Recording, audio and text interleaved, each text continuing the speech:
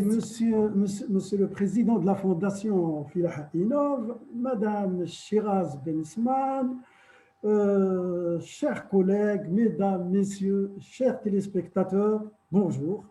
Dans la continuité des interventions, alors je voulais rappeler tout d'abord que l'Afrique a des potentialités, elle a des vocations agricoles, comme je prends le cas en Algérie, il y a plusieurs vocations agricoles dans tous les pays, il y a des savoir-faire locaux, il ne faut pas les oublier, et il y a d'autres atouts, donc ce n'est pas le but donc il y a une diversité climatique, agroécologique, diversité au niveau pédologique, etc.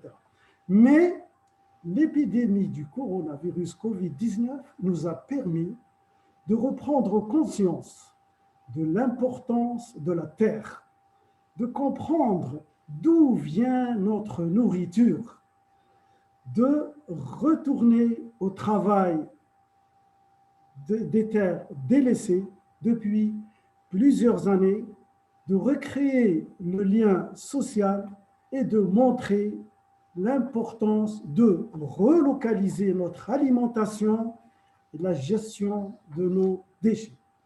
Donc, l'urgence africaine, ou bien la première urgence africaine, c'est l'autonomie alimentaire. C'est la consommation locale qui doit être privilégiée. Le consommer local, qui doit être de produits sains et nutritifs. Il faut produire, il faut consommer et il faut transformer Afrique. Sinon, sachant que l'agriculture est un secteur qui crée beaucoup d'emplois, sans parler des autres emplois annexes dans l'industrie agroalimentaire. N'oublions pas que la femme africaine, par rapport aux missions, multiples missions que j'ai professionnelles, que j'ai effectuées dans à peu près une vingtaine de pays, où c'était la femme qui était sur le terrain. Et la femme africaine joue un rôle important dans la croissance économique, notamment dans le secteur de l'agriculture et du développement rural, exemplarité par les coopératives. L'Afrique a un potentiel énorme pour renforcer son secteur agricole et se nourrir par, premièrement, la rénovation de son agriculture, par comme ça a été au niveau d'Algérie, le renouveau de l'agriculture et du développement rural, en investissant dans des pratiques agricoles intelligentes face au changement climatique et en renforçant l'agroécologie, comme l'a souligné le professeur Berthelot, en investissant dans l'innovation et les technologies de pointe, la formation, et investir dans l'innovation, dans l'humain, c'est apporter de la valeur, c'est apporter de la richesse.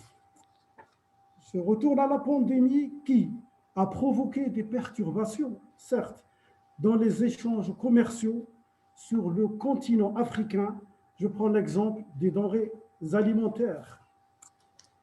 La zone de libre-échange continentale africaine représente la meilleure et unique politique, je dis politique, pour les pays africains pour une dynamique de croissance économique pérenne et pour s'y remettre de la pandémie que nous avons vécue et que nous vivons encore actuellement.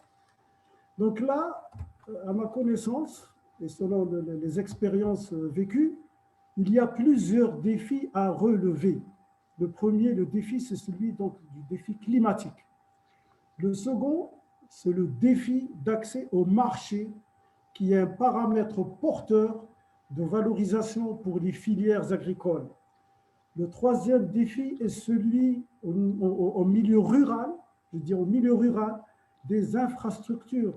Les panélistes qui sont passés avant moi, là, ils ont parlé de routes, ils ont parlé d'aires de stockage, ils ont parlé d'électrification, etc. Le quatrième défi, c'est celui de la transformation, de l'industrialisation qui risque de freiner le potentiel agricole. Et le cinquième, c'est celui du déblocage du potentiel commercial interrégional.